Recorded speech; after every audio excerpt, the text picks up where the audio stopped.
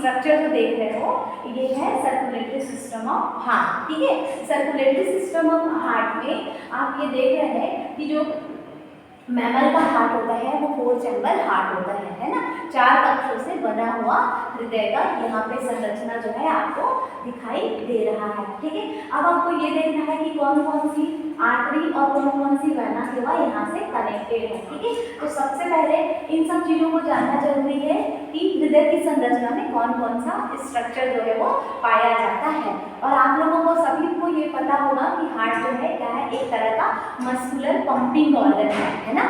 हृदय जो है एक मांसल पंपिंग ऑर्गन है जो कि क्या करता है, ब्लड को पंप करता है ना। और हम जानते हैं कि ब्लड में हीमोग्लोबिन जो है ऑक्सीजनेटेड और कार्बन डाइऑक्साइड के साथ में जब ब्लड फ्लो होता है तब हम उसको बोलते हैं डीऑक्सीजनेटेड ब्लड। ठीक है बच्चों, तो यहाँ पर आप ध्यान दीजिएगा कि यहाँ पे आपको ऊपर में आपको दिखाई दे रहा है एरोटा।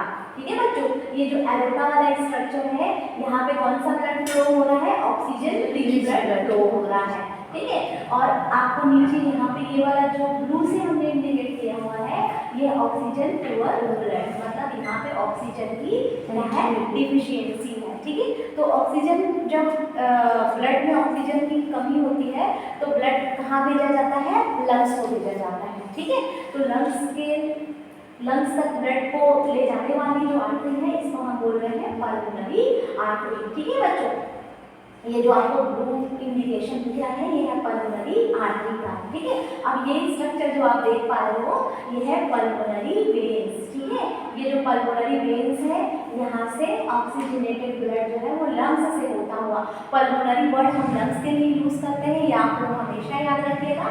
पल्मोनरी वेन्स से होता हुआ ये जो ब्लड है लेफ्ट एट्रियम से होता हुआ, एट्रियम मतलब ऑरिकल नीचे वाला वेंट्रिकल। ठीक है, लेफ्ट एट्रियम से होता हुआ ब्लड जो है यहाँ पर से आपको इसका पूरा इंडिकेशन दिख रहा है, ये ऑक्सीजन रिच ब्लड जो है यहाँ तक आता है, एरोटा तक आता है। और यूरिन से आपका जो डिफरेंट बॉडी के ऑर्गन्स है, पार्ट्स हैं, वहाँ पर ऑक्सीजन जहाँ जहाँ बॉडी की नीड होती है वहाँ ये ऑक्सीजन जो है, ऑक्सीजन रिच ब्लड जो है वो जाता है ना, और ऑक्सीजन की सप्लाई करता है, क्योंकि हर ग्लाइकोलाइसिस की प्रक्रिया में भी ऑक्सीजन की जरूरत होती है, सेलुलर रेस्पिरेशन में भी ऑक्सीजन जो है वो जरूरी होता है। ठीक है बच्चों, अब यहाँ पे आप 2 चीज़ें याद रखिएगा, 2 वॉल्व याद रखिएगा है ना।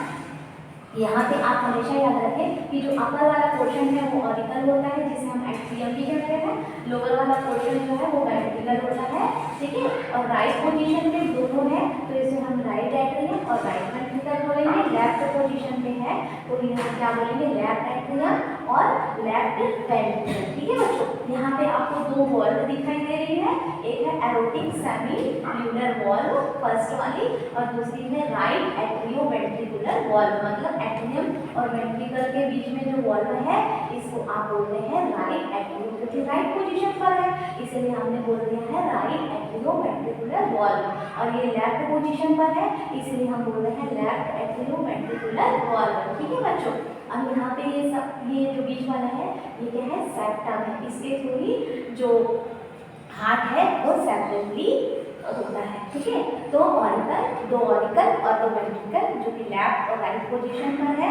ब्लड की सप्लाई जो है वो हार्ट के थ्रू होती है। ठीक है, और ऑक्सीजनेटेड और डीऑक्सीजनेटेड ब्लड जो है वो अलग अलग चैम्बर में फ्लो होता है। ठीक है बच्चों।